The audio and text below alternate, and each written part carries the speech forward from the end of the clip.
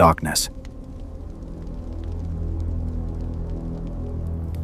Imagine a blade forged over 800 years ago. Metal that bent, but never broke. A cutting edge that sliced without effort and never dulled. Now imagine, inside this metal was hidden something humanity only learned to create consciously at the end of the 20th century. Carbon nanotubes, material that officially entered science in 1991 and already existed inside a medieval blade 700 years before that. How did a craftsman who never saw an atom build a structure we could not recreate 30 years ago? Why can no modern metal reproduce this pattern perfectly, even now with all our laboratories? And what exactly vanished from the earth with the last master who knew the recipe? This is the story of steel that legends celebrated, science solved, and that we still cannot bring back. The third story, the one metallurgists argue about to this day. Stay until the end. Lost Empires. 3 levels of one mystery. The legend. Blades that inspired myths across Europe and the Middle East. The science. What was hidden inside the metal, invisible to the human eye for 8 centuries. The vanishing. How complete working knowledge simply disappeared and never returned. There is a forgotten detail. A documented process for making this steel existed, but one part of it was never written down. It was passed hand to hand, from master to apprentice. And when the last link broke, no scientist could restore it for 2 centuries. What was real, and what was only legend? Let us begin with what everyone knew, or thought they knew. Europeans called this steel Damascus, after the Syrian city of Damascus. But that was a mistake. Damascus was only where the blades were forged. The metal itself came from far away, from India. Persian scholar Abu Rayhan al-Biruni, who lived at the turn of the 10th and 11th centuries, wrote about this directly. In his mineralogical treatise, Kitab al-Jamahir, he left a phrase still quoted today: "The best steel is that which comes from India." He called it shaburkan, and noted it arrived in the form of cakes, small ingots of metal. In India, this steel was called woots, and it was produced extraordinarily long ago, at least from the middle of the first millennium BCE. Iron and charcoal were sealed inside clay crucibles and melted at extremely high temperatures. The result was unusual. Steel with a carbon content of approximately 1.5%. Stop on that number. By every rule of metallurgy, this steel should have been brittle. Excess carbon makes metal harder, but also fragile. For a sword, that is a death sentence. The blade should have shattered on first impact against a shield, or another blade. But Damascus blades did not shatter. They bent and returned to form. This is where the legends were born. They said a single blow from a Damascus sword could cleave a European helmet without leaving a mark on the blade. That such a blade could slice a silk handkerchief tossed into the air. Let us be honest. These are legends, not documented events. No chronicler stood nearby with a stopwatch. This is what people said about this steel. Lore that grew for centuries.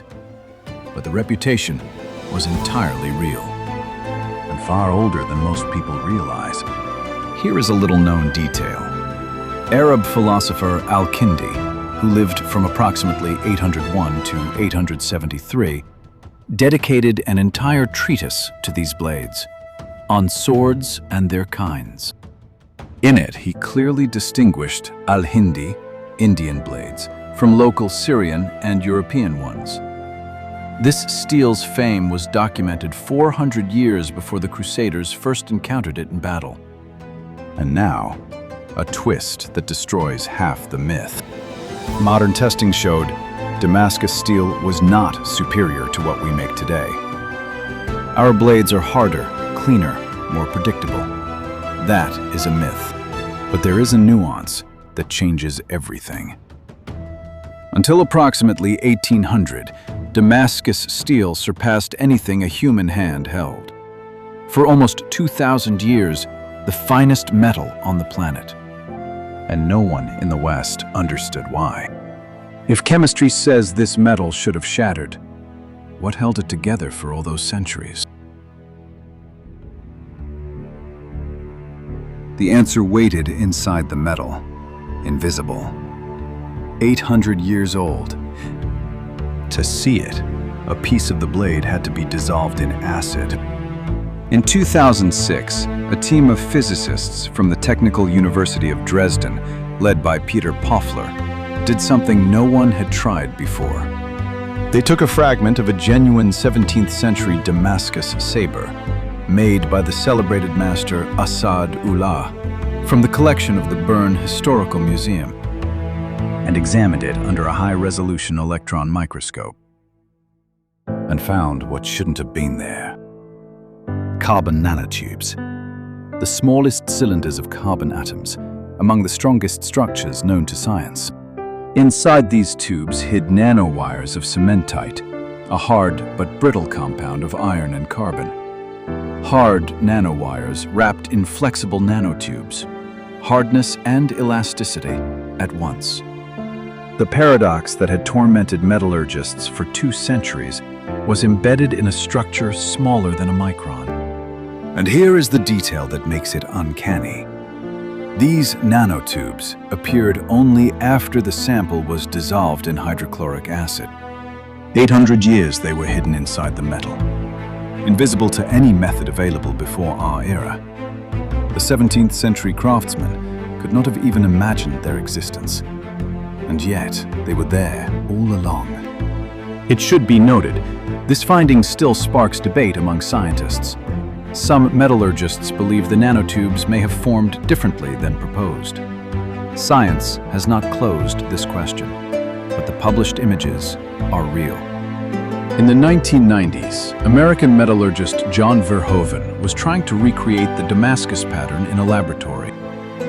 He found the answer through ordinary Canadian metal called sorel, smelted from ilmenite ore found along the St. Lawrence River. In that metal, one invisible impurity, vanadium. A concentration of just 40 parts per million, millionths, is enough for that famous wave pattern to begin forming in the steel.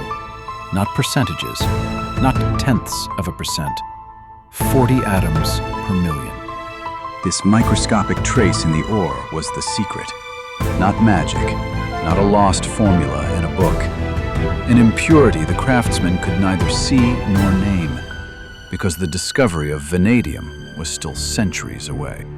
Michael Faraday, one of the greatest scientists in history, tried to solve Damascus steel in 1819. He analyzed a real blade and got the conclusions wrong. He was close, sensed it was about impurities, but the exact answer escaped him. The mystery held for almost 2 centuries after him.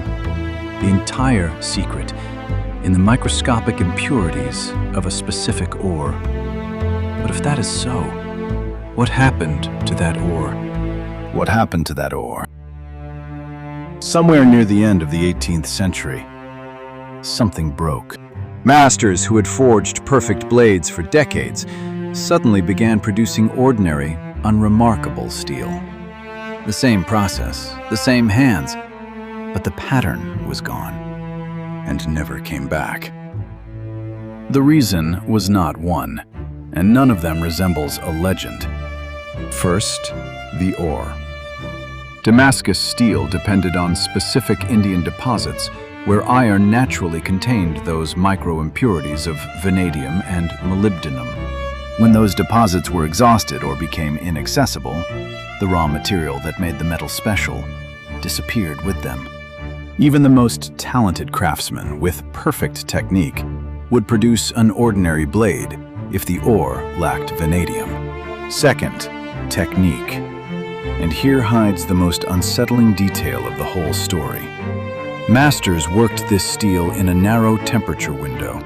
Heat the blade above approximately 850 degrees, and the pattern vanishes forever. Irretrievable.